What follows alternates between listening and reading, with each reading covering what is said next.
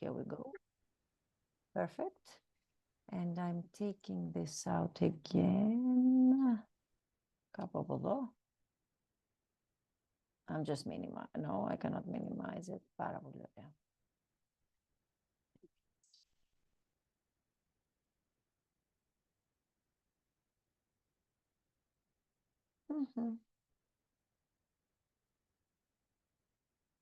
Yeah, doesn't matter.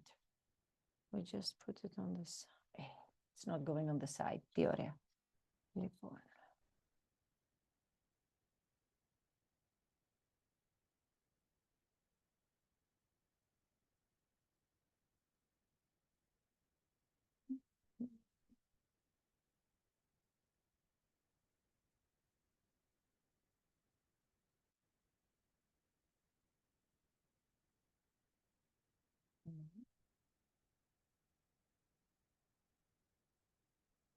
Okay.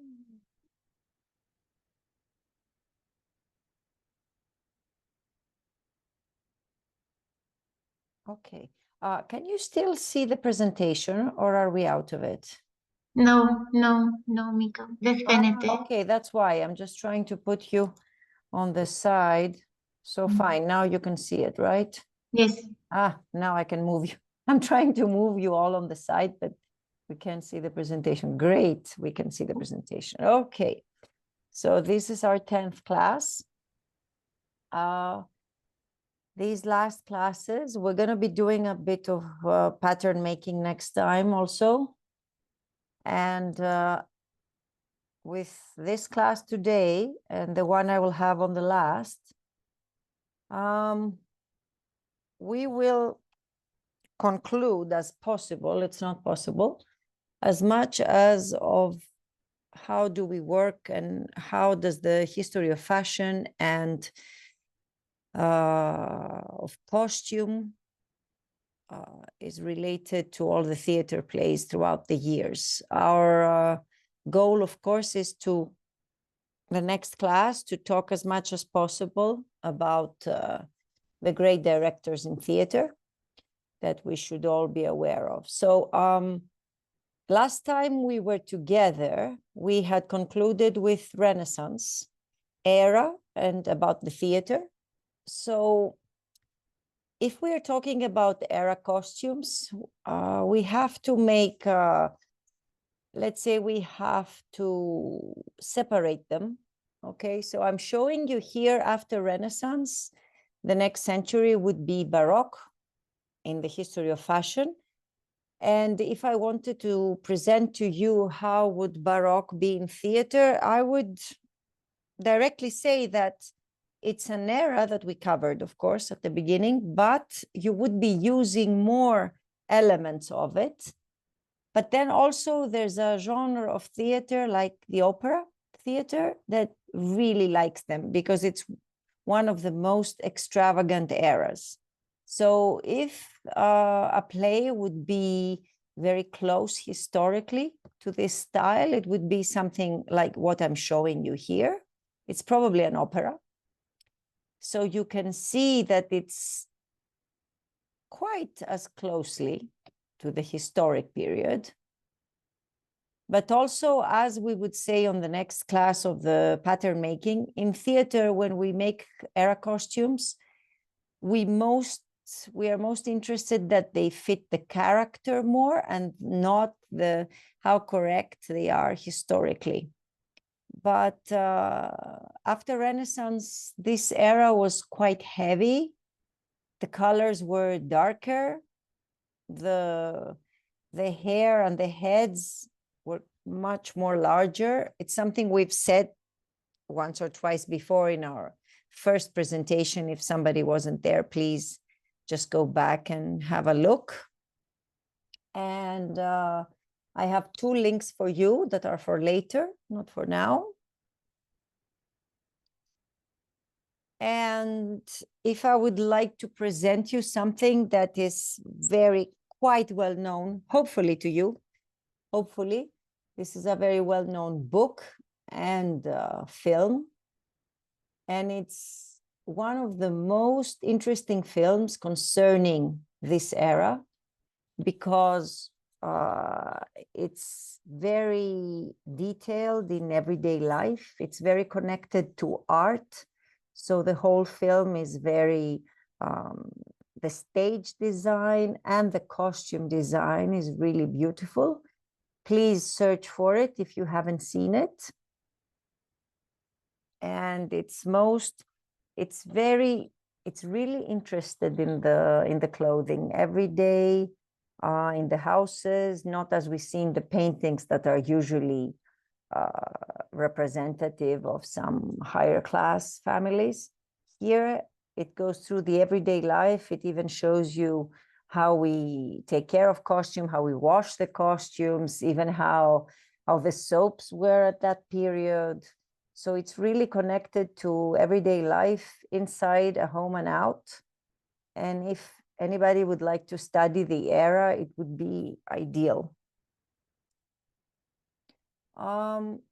I have here, I think maybe I've shown this to you before, but we have two timelines.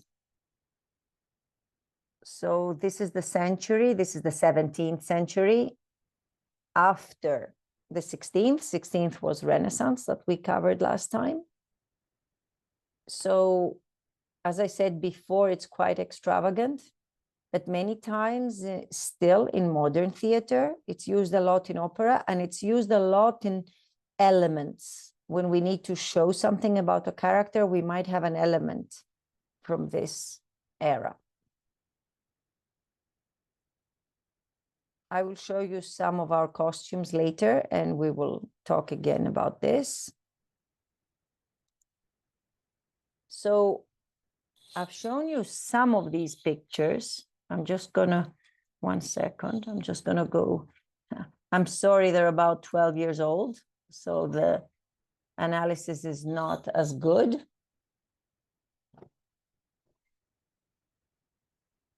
Mm-hmm. 1 second, please. And so I'll go back. Purpose, ne? Okay, we've seen some of these, and let's go back now for a reason. Okay, so this is a play, French play, La Comédie. So if we wanted to be very correct historically, 2004 when we performed, not when the play was. The play is 17th century, so it would say it's Baroque era, but today we will see more later. Specifically, these costumes are at least 2 eras combined. So I'm showing you here that their main concept was to have a big volume in the skirts and a big volume in these sleeves, okay? But this part of the bodice, the corset, was, I would say, from the next century. So this part of the body would be more 18th century. The play was a comedy, had minimal, no design, stage design, I would say. It was all black. There were about 9 actors, so 9 different colors, about 7 to 9 different shades of the same color in each costume.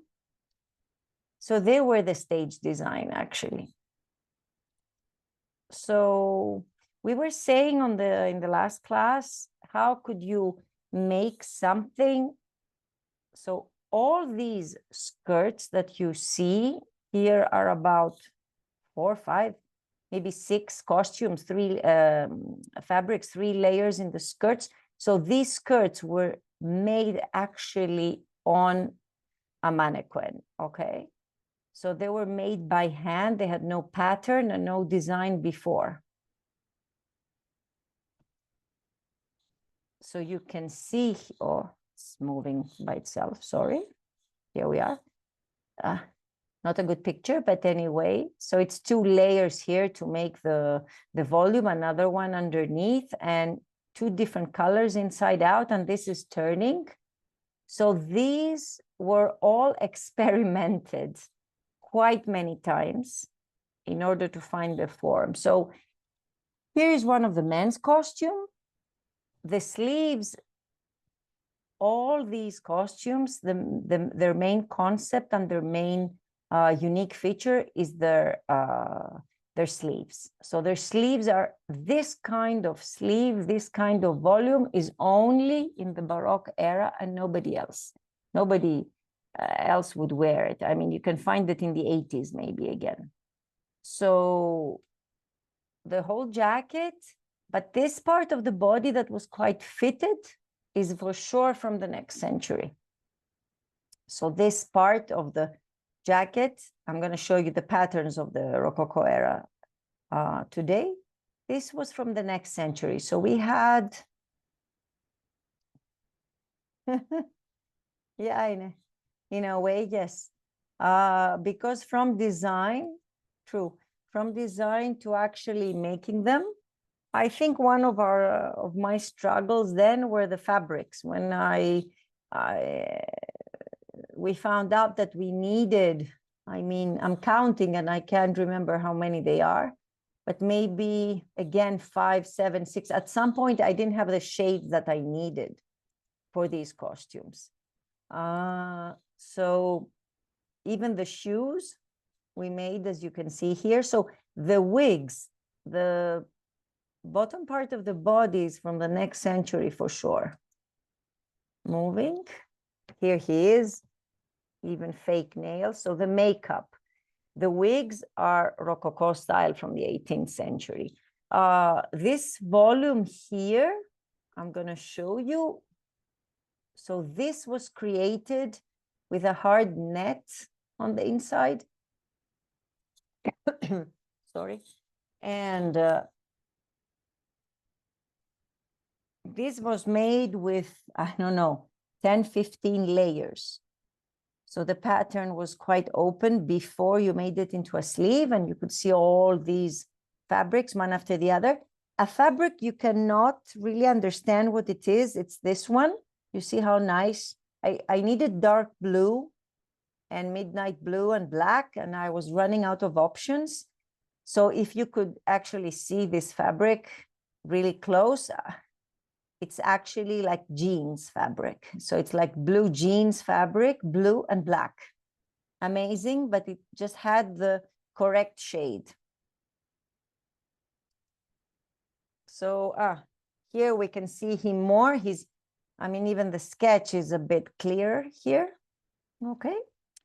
So here were quite heavy fabrics.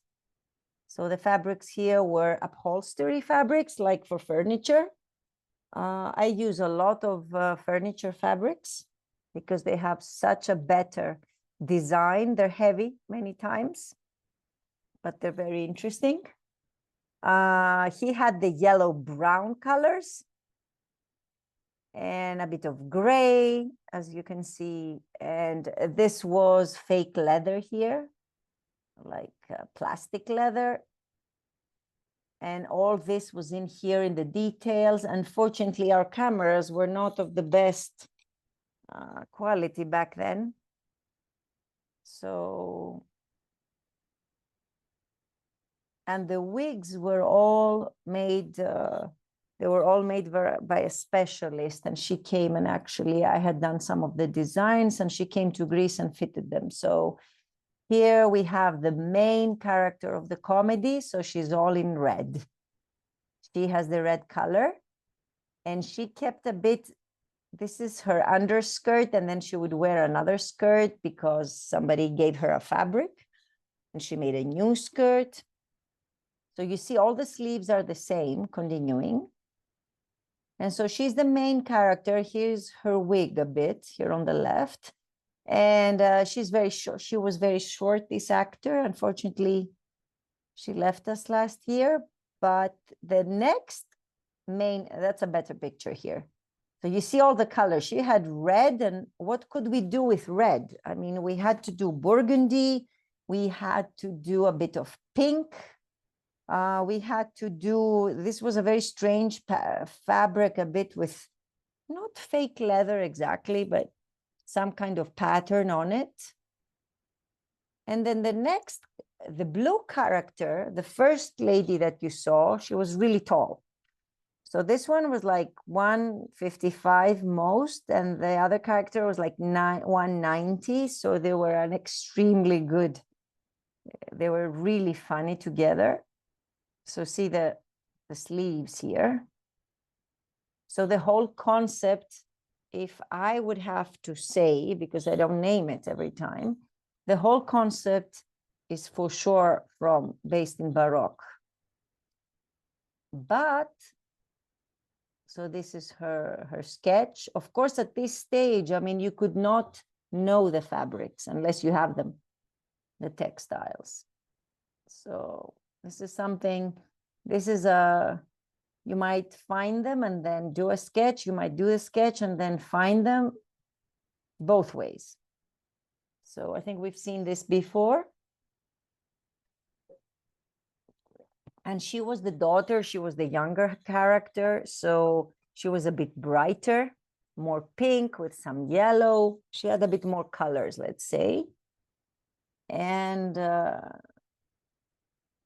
this was one of the difficult things of this costume. Didn't stay together very easily on her body. I mean, straight, because it was only one-sided. So one-sided costumes, like one sleeve, the seamstress can hate you. So there were other ways in order that this thing could stay in place. So her back was really closed here or up to here. And then she had all these lines that would keep the sleeve into position. And she had a counterweight from the other side. So she had this here. So this and this were in balance. Both sides were in balance. Okay. Let's... Mika, sorry. Yes. Panos wants to ask something. Yes, please ask, because I can't see. I tried, but I didn't see it. It's okay, Mika. Please ask. These costumes are stitched together because they seem some parts are glued, some parts are hand stitched, and some parts are. No, these these costumes took about 2 months and a half to make, and they are not hand stitched. No, they're all made on the. We still have them. I'll show you sometime. And they were all made on the machine, in a professional machine. So maybe if you see something that's hand stitched is here, maybe. Okay. But all the skirts were made on a body, but maybe this part or a little this part, of course, could be hand stitched, but not, I mean, we would never finish. We were like 3 people making them. And it took us about 2 months and a half. So, and these were the times when the textiles were starting to be more complicated, like these pleats here. I mean, you would have to make them by yourself, these drapes, but specifically this fabric, I'll never forget, I bought it like this. And 12 years ago, it was quite novice. And these fabrics are mostly synthetic. So very few of them are very expensive. When people saw the performance, they thought that, oh my God, where did you find these fabrics? Are they very expensive? I mean, there was a lot of talk about that. But I have to tell you, because theaters cannot afford expensive fabrics, no, this was just a lot of work of putting them together. So maybe details, very little details. So this is our purple character. Let me see if we have him. Yes. So this is our purple character. He's the only one with this wig. And he's purple and gold. Very hard combinations. And this is some kind of, I would say velvet, I would say corduroy, cotelet, but it was heavy for them.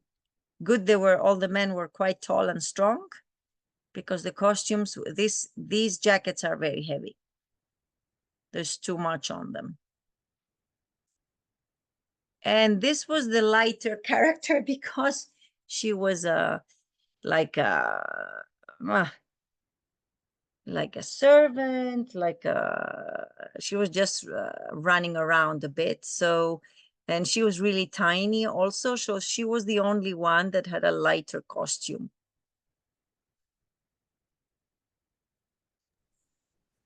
Is this character pregnant? I think she was in the play. I think the play said something, but you know what? The Baroque costumes, the Baroque costumes are as if you're pregnant. Like they would, I mean, they would keep the waist here, so you would look pregnant. So for some reason, I think it was in the play, but then depending when I made the sketch, and I imagine that I would do this work around July or August, and then we would rehearse in October, and you don't have the actors. So probably finally, I mean, she was so tiny that we thought that it's not possible that she would look pregnant. So, but these costumes in general, I mean, you could be, and there's a hand stitched thing here, but everything else is in the, and she was like the only one because she didn't have too much white makeup and everything. She was like the fresher face. So I think that was the first time that I tried to do wigs as I wanted them. And I just needed volumes here and there. But the lady that actually made the wigs, I mean, she was exceptional. And wigs are some very few people, usually national theaters, very few people make wigs. It's very difficult. So these were the sketches back then. And we need to move on. And in fashion and in theater, if there is an era that is mostly appreciated, mostly, let's say, a great inspiration to many people in fashion, in theater, everywhere, I think, in arts, it's this era of the 18th century.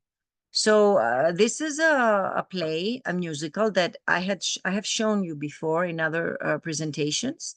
And even though in one of our first presentation, I think I have a link also, even though basically it's Rococo style and there's many actors here, there's many costumes, and there's more, they really like the inside of Rococo, so the underclothes you see here.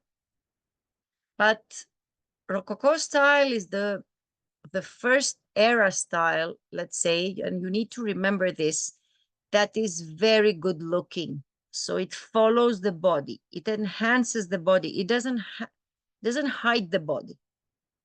So the vests are tight, the pants are tight, we can see the women, the bodices, everything. And here in this play, you can see that they have the men's vests looking like a corset. They have women also. I mean, these characters are dressed very similar. And he's here very characteristic of Rococo. It's the third time I've been in a presentation talking. So if I would say that we would need some elements of era costumes, I think this is the era that we would use. Specifically this play, I think it was last year, they had so elaborate costumes and so complicated. They combined eras. They had some eras that are from the next century, from the 19th century, beginning like 1820 or something like that, which is a neoclassical era, we will see. And the concept of the designer was that their hair and their makeup would be contemporary. So you see no white makeup. Most of the actors, actresses, they have their own hair. They all different. So yes, a designer was inspired by this era, but had really different elements. So this is what this is a historic costume. We've seen many. So these are costumes that are used many times, these huge skirts. I was saying before that we enhance the body, so we always see the sleeves also. They're not huge like in the century before. And here, only dedicated to this 100 years, here are some of the, let's say, forms and patterns that we have in this period. So if I go back, this is the back of the costume, sorry, okay? This is not the front, this is the back. So at the beginning, it's one of the styles that like we had always hanging here from the shoulders at the back. Here we are. So this is the front, this is the back. So these dresses, they always had an underskirt and a corset. And when we said dress, it was the upper part. So actually there was a skirt and then there was a dress. And the dress was open and we could see the skirt.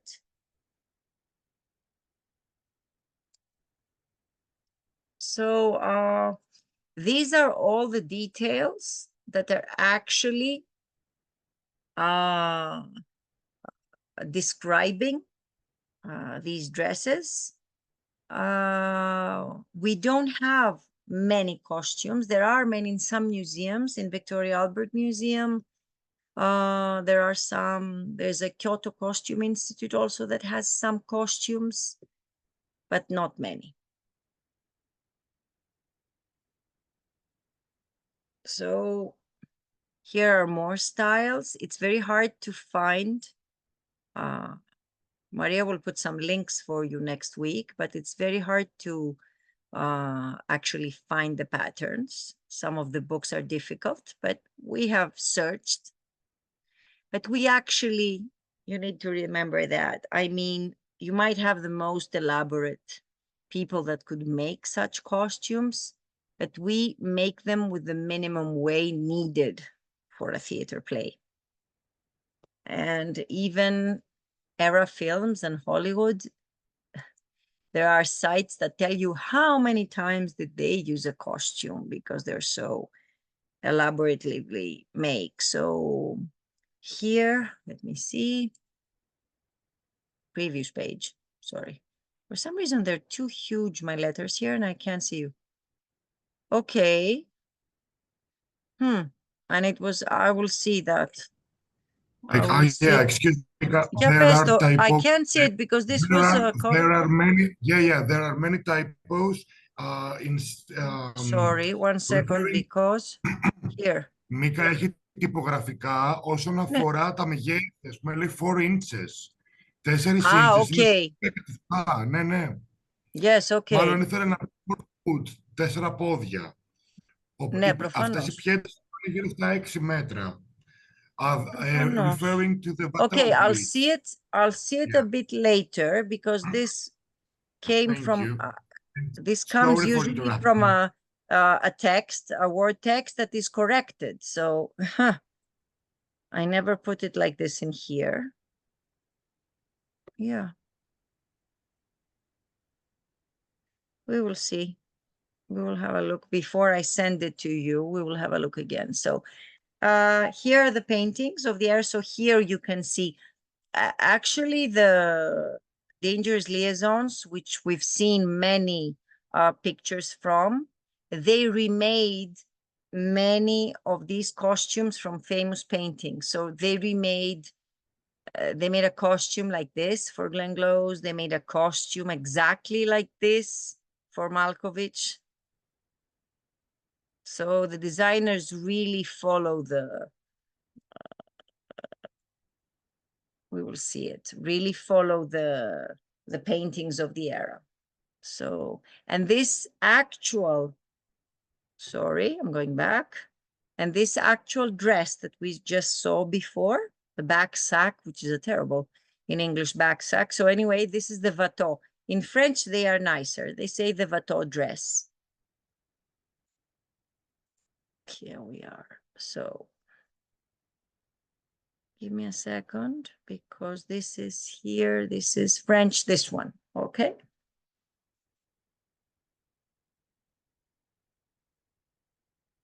So these are pretty much the actual historic costumes, how they are laid out, but you will only make them in theater like this unless you really need them. It's really very hard to make. I'm sorry, I'm gonna. So these are always from the Dangerous Liaisons. And here, because this is an everyday costume, here is a costume that has a skirt and an upper, let's say, blouse or jacket, they would say. So this is the one that is like this. This is the one that would be something like this, okay? It's not the actual, I'm just giving you images of what this would be. So this is a woman's jacket because it's an outside, either riding, either walking.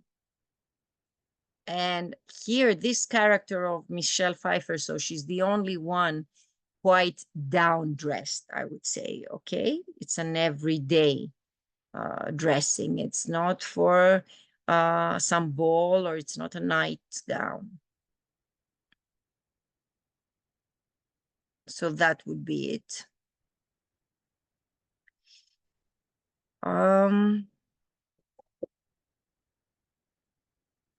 This was made, let's say that from here on, I would say this was made on the pattern of and a men's jacket. You can see it actually. We're going to see the men's in a bit. And in order to fit the skirt, you can see that it's quite, it never closes. They never close actually. The men's also in front, there's no here, and at the back, there's always a big, like from the waist down, there's always a big slit. And of course, in order to be so flared, you can see how many pleats are here, inside or out. We will see many of these in the next week, next Wednesday. So this is the same. So she went to visit Glenn Close here, and she's wearing a jacket and a skirt. She's not wearing a dress. And this is not something she would take off. It's like a jacket, like a blouse. She's only wearing a corset probably inside.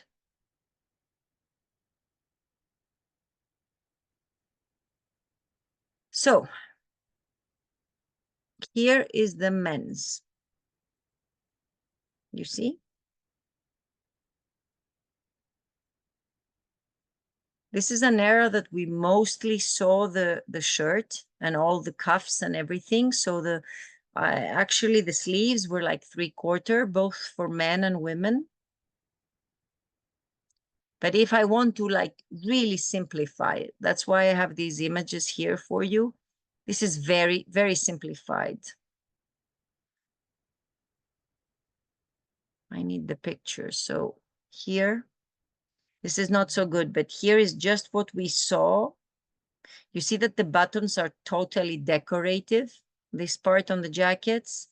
So there's always a vest closing to the waist, because he's the valet also of Malkovich. And here, all these hundreds of buttons are totally decorative. So ideally, I mean, they could close, but they never did. They could be a double-breasted jacket here. So this, I'm going to go back. Sorry. You see, this would be something like this.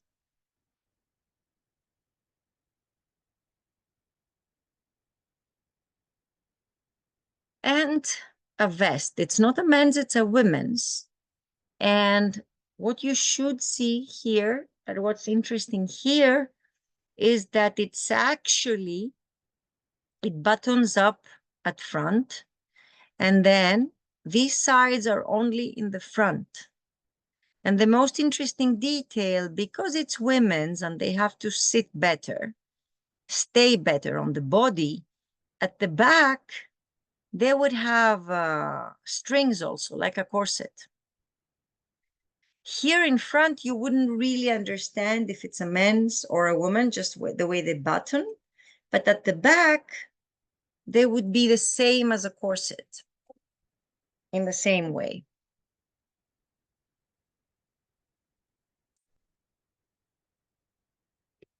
Going on, we've seen French, we've seen English, very few details.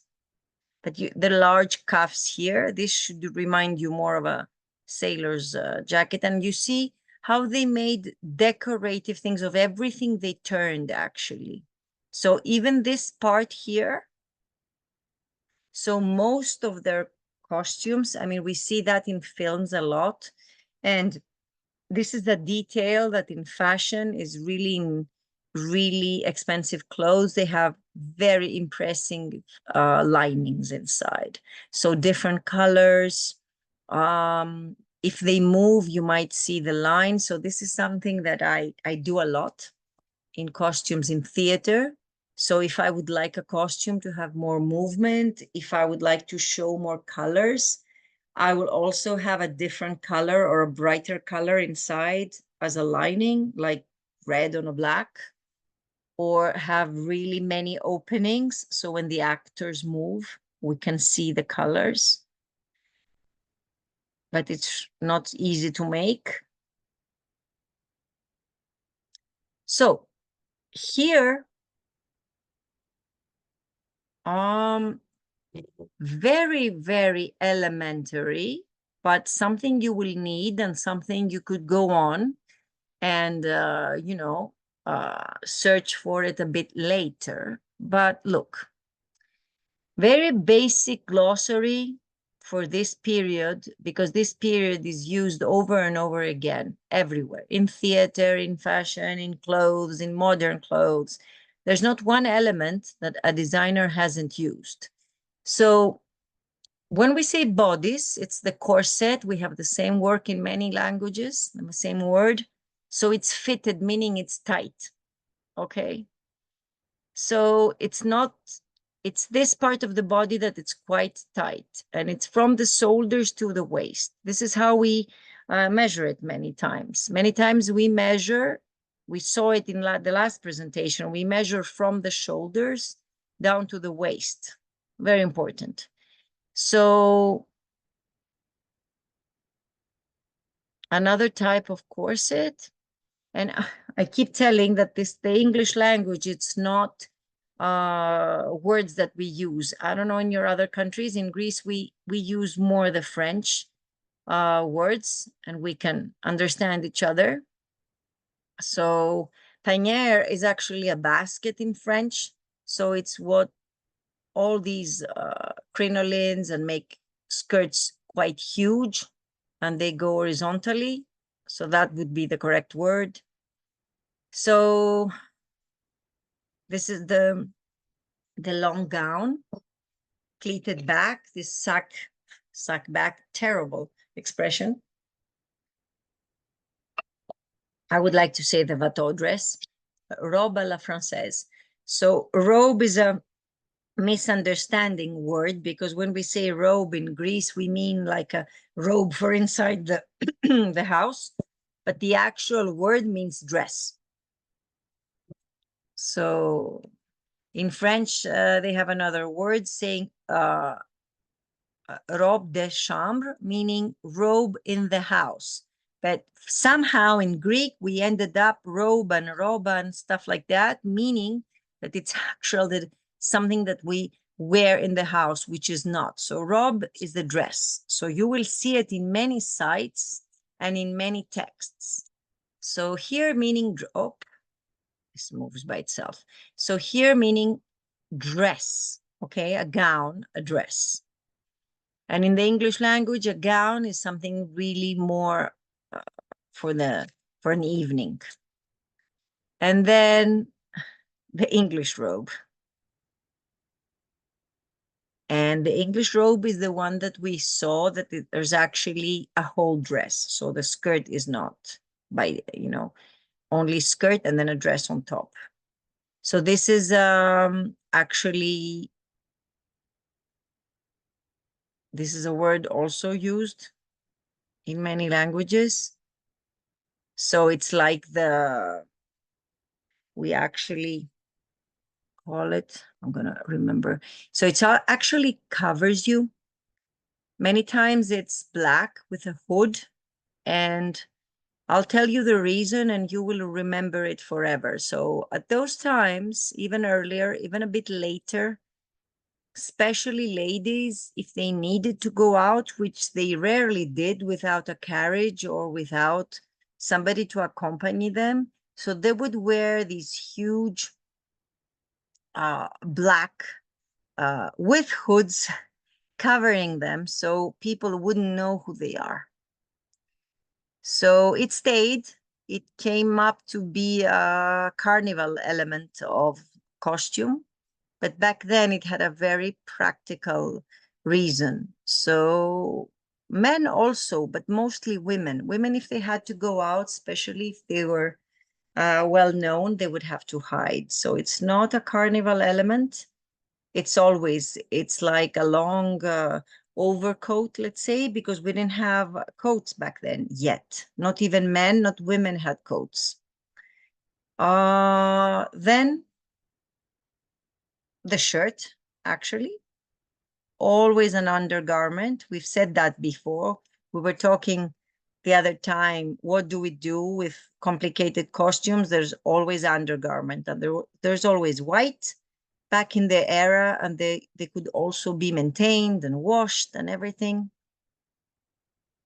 So underskirt. So even in our languages, we say inner clothes. In Greek, we say mesophoria. It's the inside clothes. It's not a skirt, it's what's inside the clothes that we see. So we have an upper part, a bottom part. So there's a hat, there's a, let me see what we know from here. So many times the sleeves, the cuffs at the end, if the lace was too detailed, I mean, they would have to be detachable, impossible to maintain. And these are still French words, and this is a shawl. So the women, if their openings were too, well, my internet is fine. If the openings were too revealing, they would also always have soles. It's not only for the cold. Finally, for men. So the breeches. This is a word we don't like to use so much, but you will see them referred like this. So they're knee-length trousers, right? In this era, they're quite tight, mostly men. Wigs are both worn by men and women. The tricorn hat, you know it more from like Napoleon, but it's like a round hat, but it's actually pleated and has 3 corners. Their vest, it says waistcoat always because it covers your waist, and we just simply say vests. And then your jacket, knee-length coat, so it's a frock coat. And actually it says full skirt wide, it's really wide as we saw. The cravat as the contemporary, you would say, the necktie, but actually it's because it's very elaborate with a lot of lace. It's usually detachable also. They would wear white stockings back then, a lot in this era. And along with the cravat, we have these two. These are, and why did I put the glossary in this era specifically? Because we use it a lot. So this is all the frills in front of the chest in this era. Some accessories, the fans, the gloves. The shoes were high-heeled for women and for men, I would say. And the buckles are used since ancient Greece until now for shoes and otherwise, hats, bags, anything. And this is a word you've heard in films. It's a very small bag used by women. So, I mean, essentials of the time, I mean, they didn't even have a key. Maybe some makeup, maybe a tissue, maybe some perfume. This slowly where we started with bags, if we have to talk about the history of bags. So this is a film I go back to all the time. So search for it, find it. It was on Netflix for some time, but now I think they took it off again. But this is a film.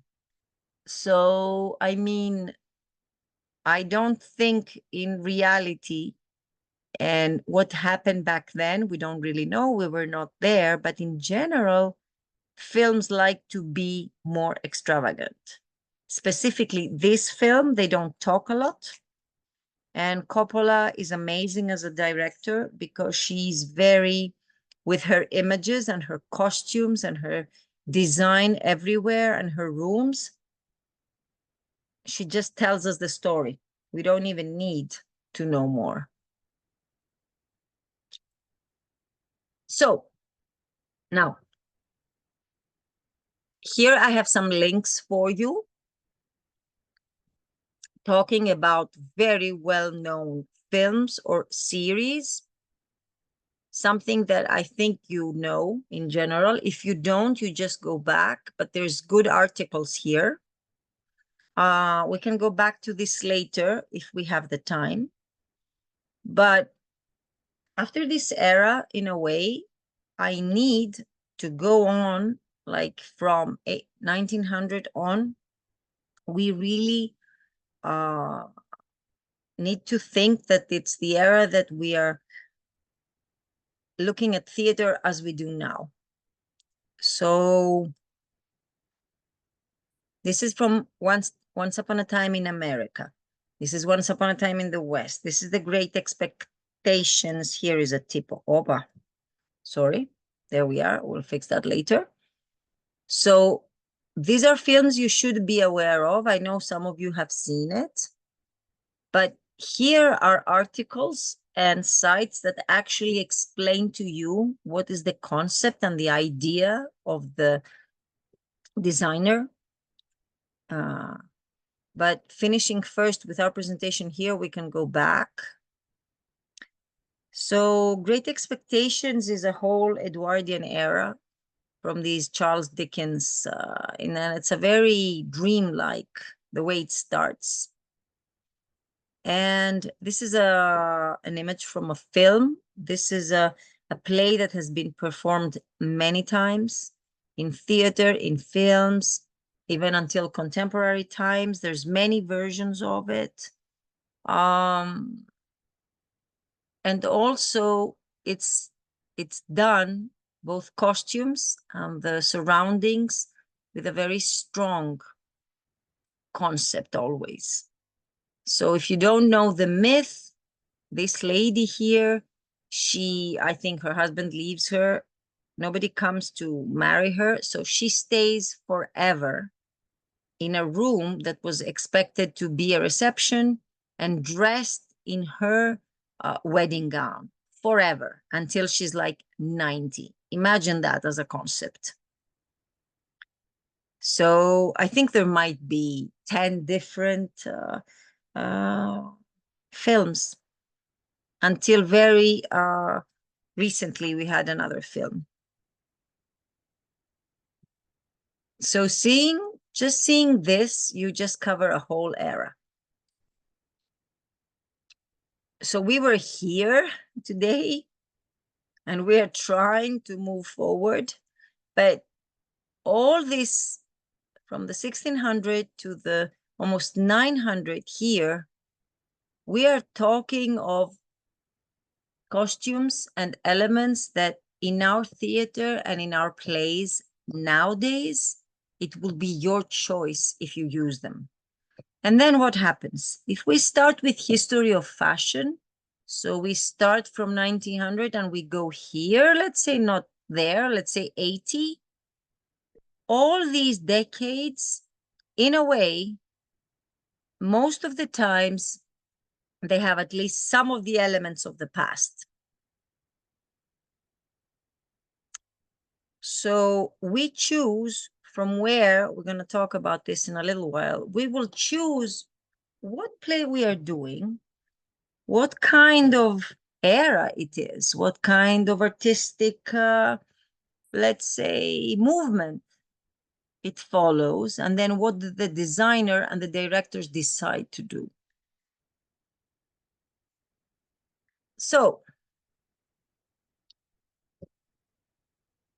if I would like you to, because you have chosen to do, you will choose to do a stage design, and for me, for September, you will do costume design, and I will have some plays that I would like you to choose maybe. But if we were going to ask ourselves after 1900, the 20th century, okay, we had 2-3 wars, but theater for the first time is under the close eye and the close concept of a director, let's say from then.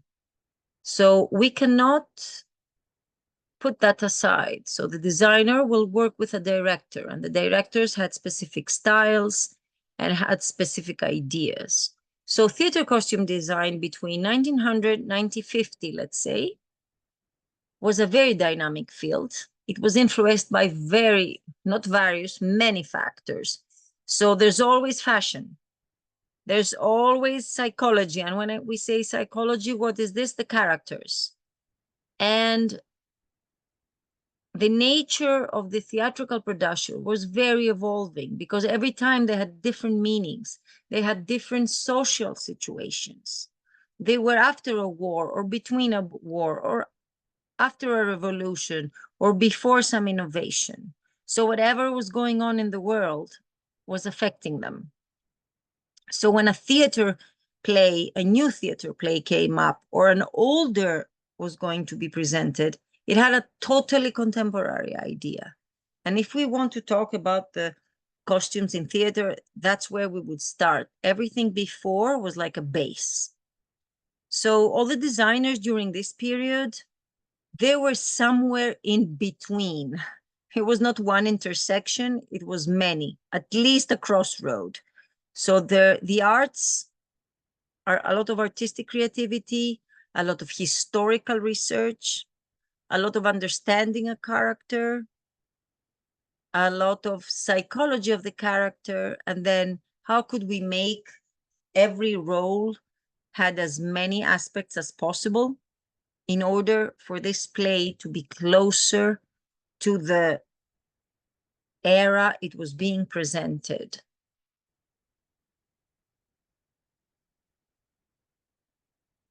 Yes, you can. Yes, Pano, specifically you, I was going to say that. Okay. We will talk about this at the end, and we have time for the costumes. So, and of course, if you make the stage design then, or you have to think about it, because then your costumes will have to be in collaboration with the environment. So,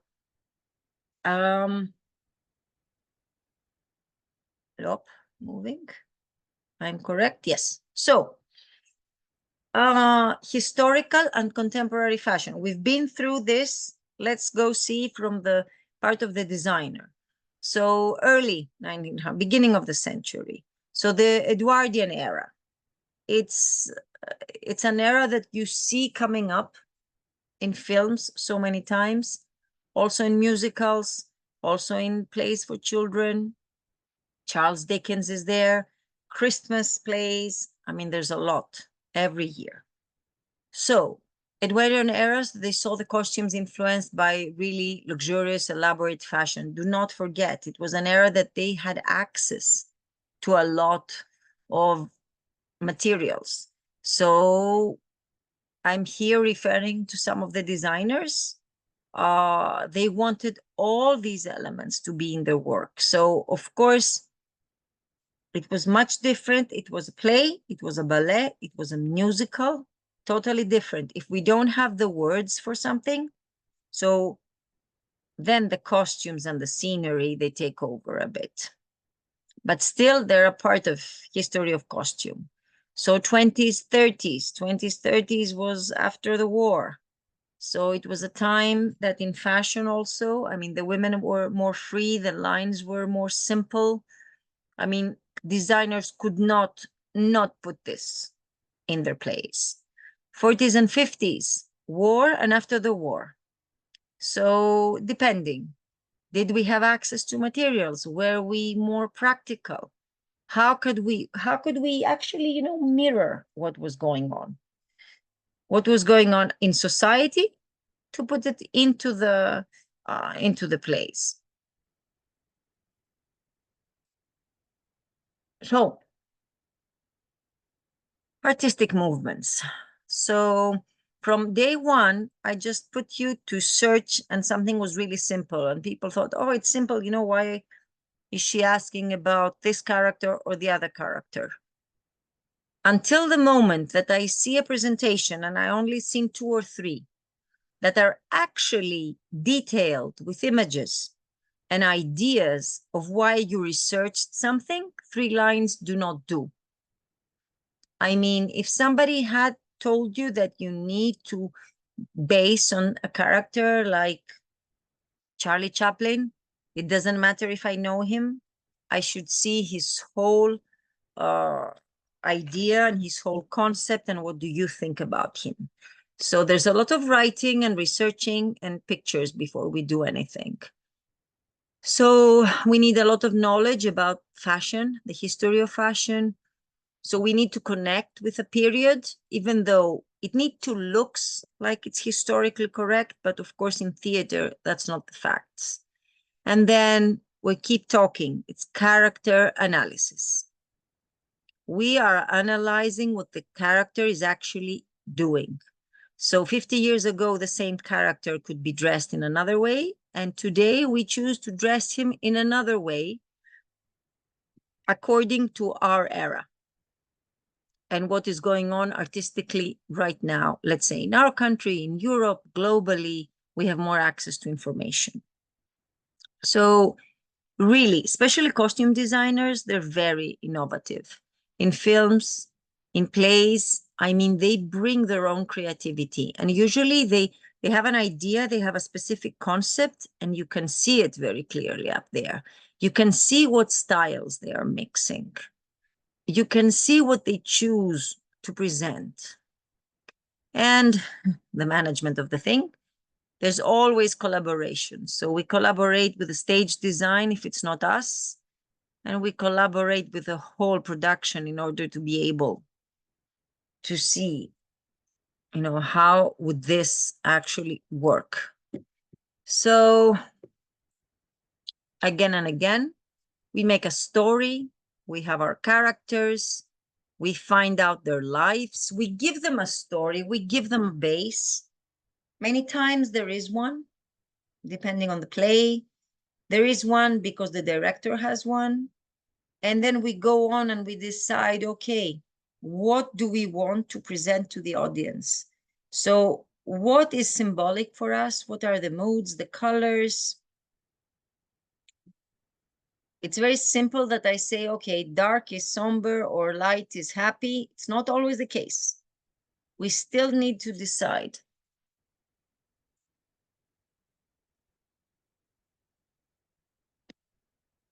So there are movements in art that they still actually are great influence to us every time. And even though we are in different times, it's very clear if they're expressive, if they're surrealistic. There are whole writers that are, many times we would say they're surrealistic, but they were in their times, not now. So we are living in a totally different time, and we choose now what we want to do with a play and their characters. So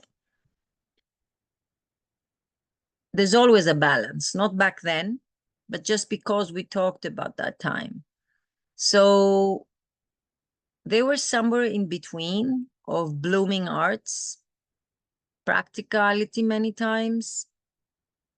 They needed to be very creative. There were films going on also that were very detailed, so theater was totally different. And whatever they did, whatever their work, it had to be part of the storytelling, and it had to bring a better understanding to the audience. I mean, that's the whole thing every time, every time. However simple a costume, it's not there by chance, never. It's always there because somebody put it there and had a thought behind it.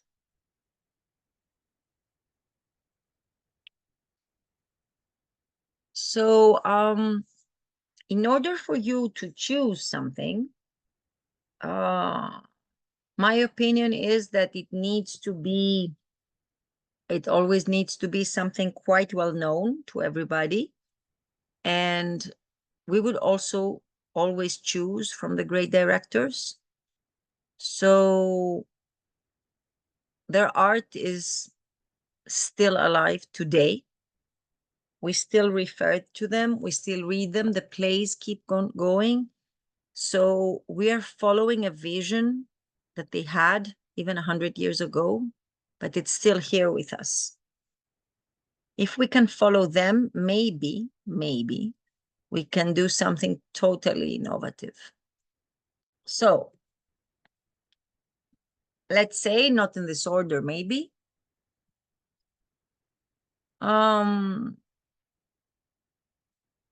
He was the base. Stanislavski was the base. So he was from Russia. Of course, he's best known for developing his method, and it's a system that is still used. It was, for the time, as you can imagine, so many years ago, it was really revolutionizing acting. He wanted an approach that emphasized in a more naturalistic performance. Being natural in theater is the most difficult thing, even now. Even now. We think we are natural, we are not. We always needed, but he needed the truth. So anything that came out of the actors from their, inner life and combining their characters, that was what it had to go to the audience. Brecht, what can I say? I'm gonna propose plays for you. I'm gonna send them.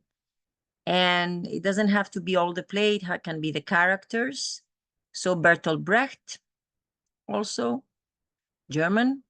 It's good we have them from everywhere. And really, he developed the concept of epic theater. He would be rational thought, or we could say more political, right? And he was in this way, he was a bit on the other side. So he didn't want much of the emotional involvement. He wanted to step back a bit, if you want to explain this alienation effect. So he wanted the audience not to be directly and very emotionally attached, but what did he want? He wanted you to step back and have a critical thinking. So he presented to you social and political issues. So how different could one be from the other? I'm gonna propose about at least one play or one scene from each of them. And then you can actually do studies. You can do studies and put one next to the other and then decide. Then we can see how costumes would be here, how costumes would be there. But we're gonna see more of their work, okay? So Meyerhold, Russian again. Pioneer in biomechanical theater. He really emphasized on physical movement. So physical movement was over the text and gestures to convey emotion and nerve. So things were larger than emotion, larger than life. He actually wanted to add, let's say, elevate the emotions through gestures. Of course, it was his times, so conventional theater norms didn't really relate to him, and he didn't influence, he's still influencing lots of generations and directors. Grotowski, Polish, experimental theater. He was, it's funny that they say he is, and will be a leading figure. He had a poor theater in italics concept, minimal props or scenery, but focusing on the actors, his physical ways, his vocal expression, creating intense, intimate connections with the audience. So he had more connection with the audience.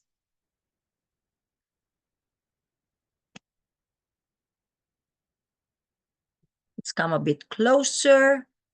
So Peter Brook, English. I've seen some of his performances even in Greece. Experimental, minimalistic approach to theater. There's many things you can see about him now. That you know them more, you can research more. He loved empty spaces. He needed to explore. He needed to explore what the director could do in relation to the space, the theater, the actors. He was really focused on the elementary, and we will see part of this, but mostly stage costume design of these performances. Antonin Artaud, French, we have from everywhere. So yes, one was theater of this and theater of that. So this is named Theater of the Cruelty. So if Brecht was more political, he here aimed to shock and awaken audiences. I think he never wanted audiences to be passive, and it has to do with his times. So he would like to really evoke fears, emotions, reactions, very non-traditional performance in the space. He was experimenting all the time. Unfortunately, others lived much longer and times were changing, but he did not. So it's about, sometimes I say, half a life. So it's amazing that he's only American, Elia Kazan. He influenced films, theater. We will see some of his plays here, and there's a lot of modern, let's say contemporary, but we could talk forever about his aesthetics. And he's a great part of the history of theater and cinema, and he will remain.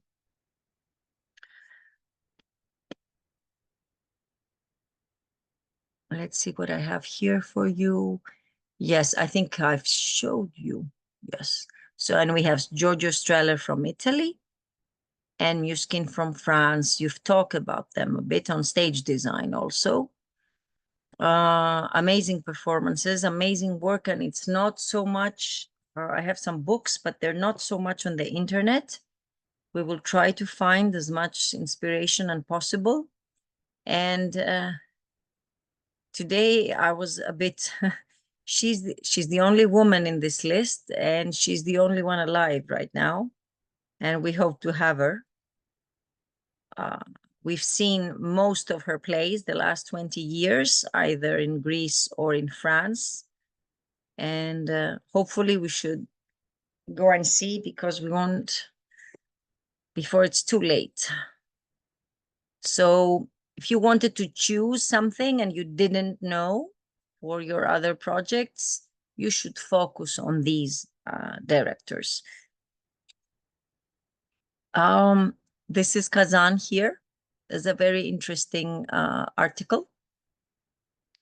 And this is a very well-known theater play, street car named Desire. It keeps performing every year in many countries, in many languages. Of course, it's legendary here because of Marlon Brando and Vivian Leigh. But the whole space, the play itself, I wish it was somewhere that we could see it, is so modern that it's scary. It looks so contemporary, and this is the amazing thing with great artists. It could be today.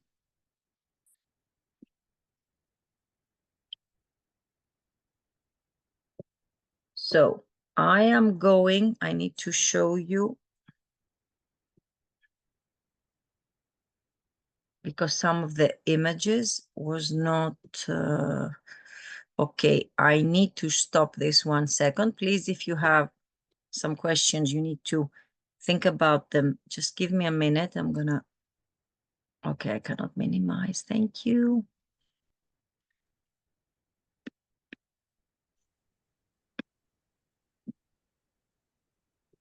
Let me share something else. 1 second. Okay.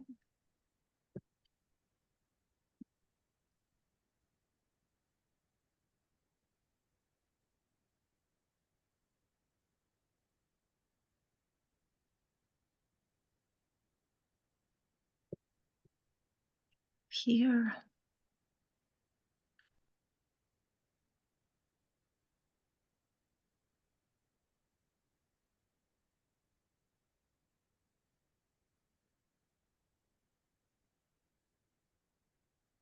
Okay, great. So coming back to you.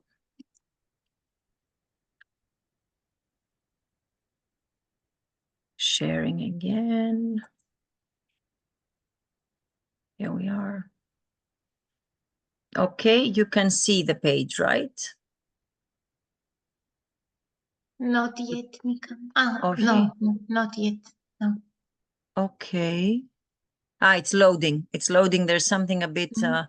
we had a storm here, so the internet, you should see it in a bit. Mhm. Yes. Because there are more images here that I could not save actually. So, but this, okay, this goes on. Still not there? It's here. We can Finally. see the page. Okay, okay. Yes. All right. You will read this. I'm just putting this on the side. But this is Kazan himself also. This is part of the design, right? Mhm. So the problem with all the ads that are coming up. Where's the pictures? No. No, you will have to do this by yourself. I just needed to show you the picture because terrible. Every time you open the link, there's another. So here he is. And the black and white pictures do a much better favor to the play. Let's see, 1 second. I'm out of here. Yeah, great. One more.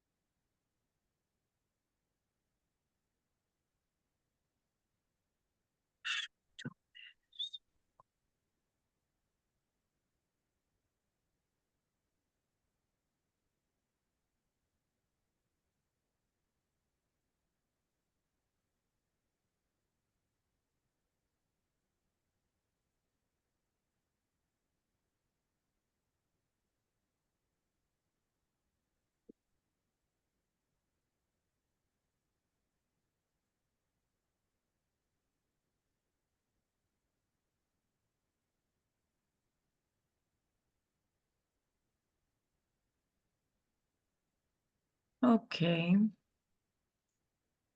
We are back here, sharing, here we are.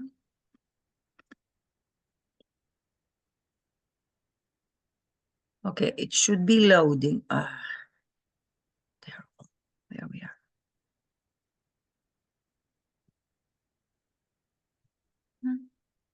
Don't have a very big screen, so okay. So there's always either Harper's Bazaar or Vogue is always interested in era films or era series. And this is something you can easily find. So if you're looking in something from this era, there's impossible you could miss anything that has to do with Downton Abbey. And if the English are involved in any of their plays, the detail is going to be amazing. So they're very close to historical costumes, but sometimes not so much. So this is one of from the film. This is part of the film. I think it's still on Netflix. But this is because they went to the French Riviera, let's say, and they had to dress accordingly. So here, mostly and closely, historically, I mean, the designer had to study Chanel more than anything else. So, of course, after 1900, having pictures and images is totally different than having paintings, right? So you don't have to interpret something. Are these considered contemporary? Yes, in a way. But anything you need to research when it has to do with costumes or a play or an era, you will always look about articles that talk about it. So we will talk a bit more. And of course, we have to talk about great writers, not only great directors, but we said something about Chanel. So look here. So we said on the first class, we said it's possible. Can we have history of art, history of fashion, history of costume, history of architecture, of theater, and of dramaturg? Okay, if we could have all these in a 5-year study, let's say, in England, then we would have everything to be the best that we are. But with our abilities now and with our age, we're not 18, we have a better sense of what we need and how we can research it, actually. That's the idea. Let me stop here. Finally, great. So please, from those of you that have been with us in the last classes, I'm still waiting for some small projects, as you know. They're all in your presentation or in your mail. I mean, how many mail could you have from me? Like 10 or something? I'll put them all in one mail and send them again. But we will have one class together in September. So for those who joined later, I mean, you will have the time to see them again. But that's the only way. In our presentation, in our PowerPoint presentation, it's always there what you have to do. So not at this point. You had until now, there's 3 different ones from the beginning. So we had Breakfast in Tiffany's and Charlie Chaplin. Then we had Remedios Varos and Dali. And then we had some characters. In my last presentation, I think was 2 classes ago. And it was embedded in the presentation. Did you see that? Did somebody see that? Silence. You mean the last presentation, the exercise? Not the last. Yes, the previous. The previous one, the one that Yes. was only about the characters. Yes, after the theater that we did. Yes. Yes, I saw this exercise. It Okay. was about the persons, women and the men about the 16th century. Exactly. Okay, yes. Exactly. Great. I can show you, but hopefully you all have all the presentations, right? Hopefully. Let me, Yes. okay. Let me 1 second. I'm going to show you this last one because we hadn't seen it while having the class. I can open Can you the, please send it as a homework in an email, this second yes, and the third, please? 1 second, yes. Because I don't know I for think the the second first and the was in third. a separate email, right? I think the Yes, first one. we had it in a mail, first one, but the Okay, second and the okay. third, please, in a mail. Okay, Thank you. okay. All right, 1 second. Let's see. I think it was in the characters here. Let me see. I think it was after the, yes, it was after the Commedia. The one class that I recorded it again. Great. So yes, this was the last page of the characters part B presentation. Okay. So I'm trying, let me just trying to share and see what happens. I'll come back to you. Great. Let's see. So, this is closing, and, sorry, I'm out again. Clip on screen, switch programs, here. Okay. No, I have to find you. Okay. It's not here. Let's see.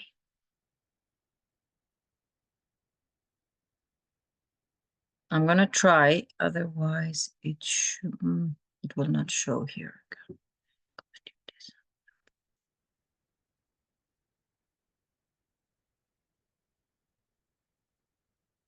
No.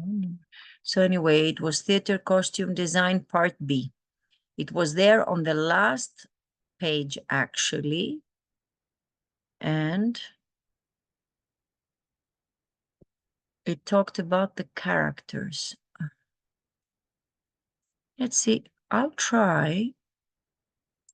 I'm gonna try. Tell me if you see this.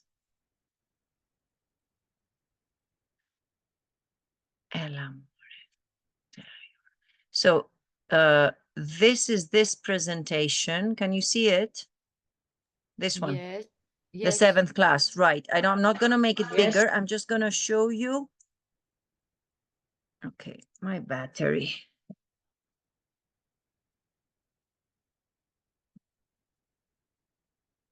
Okay, so I'm gonna show you the last page here. So this is the one. Okay. This was a small research exercise, the third one, that had to do with these presentations that were theater based more, right? Somebody's here. Yes, the first task was on the mail. Yes, correct. Okay, so this is the one that we just talked about and then we didn't see it actually, right? So we talked about these centuries. This is a very small thing to think about. And next week, we're going to be together with Maria and talk about era costumes and patterns. And then on our last class, I will present you. Maybe I will send them beforehand so you can actually think. And if you have chosen stage design, because I've heard something about Macbeth and about Beckett and things Mika. like that from two Mika, may students. I So ask you something? Can yeah. you send the last 2 tasks for the costumes? Can you send it back in a mail form? It's in the presentation. But what is the problem to send the homework in the mail form, just as a task? I will Just in send you the short mail. presentation again because it's connected to the presentation. It's not by itself. I just showed it to you. I will send The it again first in a one you mail. send us in the mail. That was very Yes, simple. that's fine. But Can even be the better, but- first one, Dragana, I need a You lot see, of we work.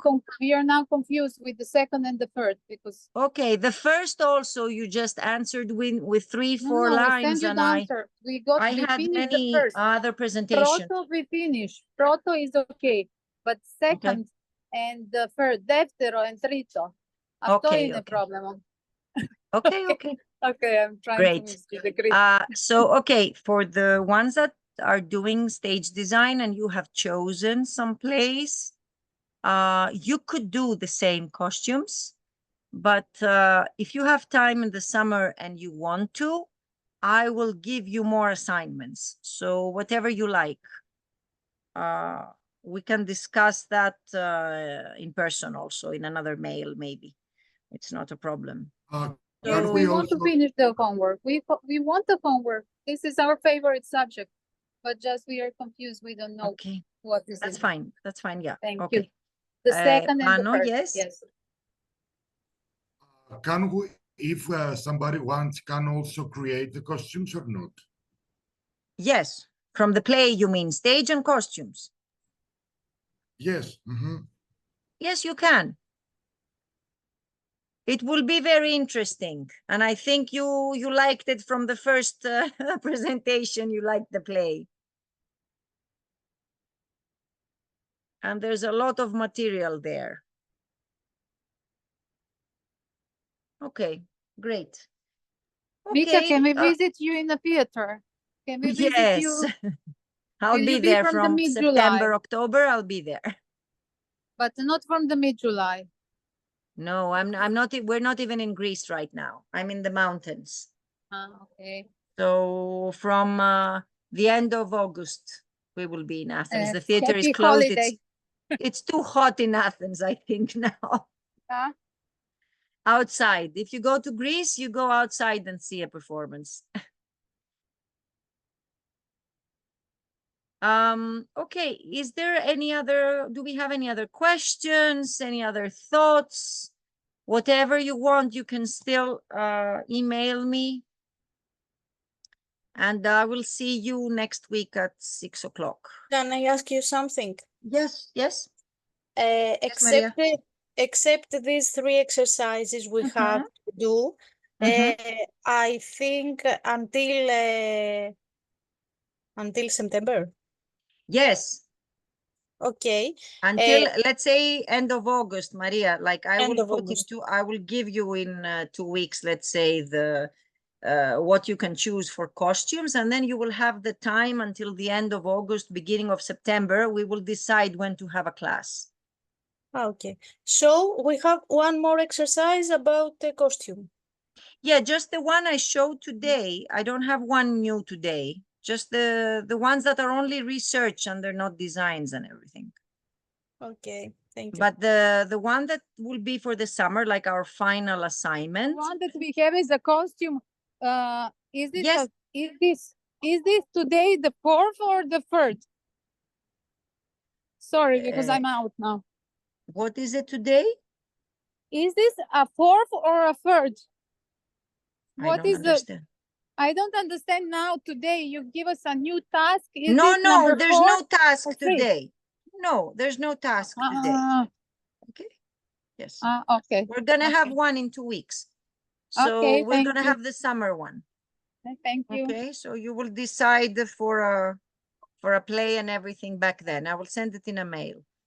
Okay, anybody you. else would like something?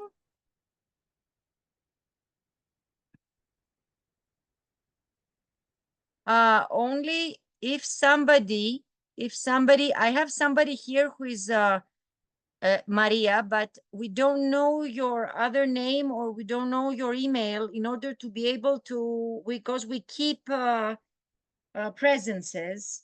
So please, I don't know, write us a mail that you were in the class.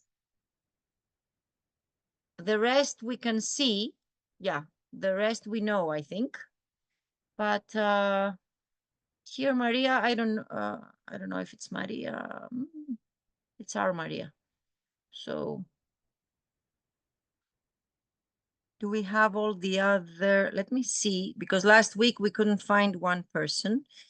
No.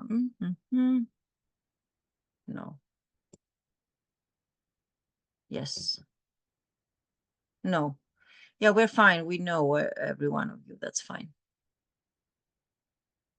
Great, great, great. Perfect. Okay, that's all. If there's nothing else, otherwise, Mika, you were I'm reading. I'm trying, Catherine. I need to understand. Let's see. Stock up. Okay. Great.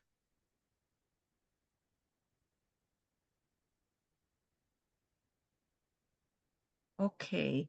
It's just, Catherine, it's just questions that can be answered from the presentation. Like from that specific presentation, the points of interest you can ask, how are the men's, how are the costume? It's not something difficult. It's not something outside the presentation.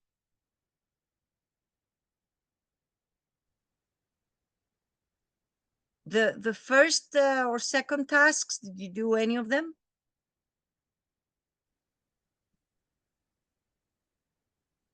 Anyway, they are all connected to the presentations.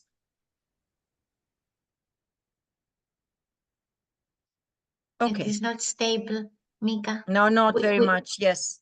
We lose what you said. Ah, We okay. lost. I said that the third research is always connected to the presentation. It's not something outside.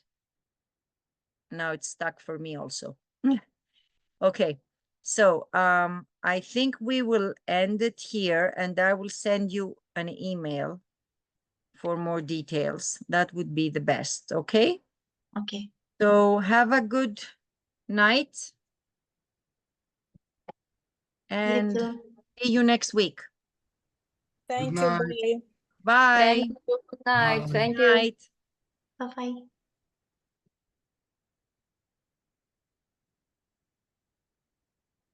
Bye-bye. Bye-bye.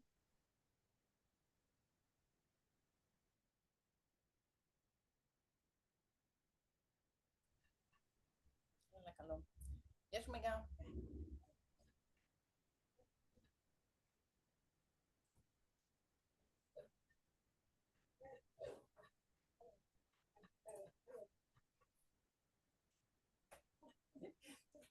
Ζέστη. Ναι, σε βλέπω. Έχεις σκάσει, Ναι. Κάτσε ένα λεπτό γιατί εδώ πέρα περίμενε.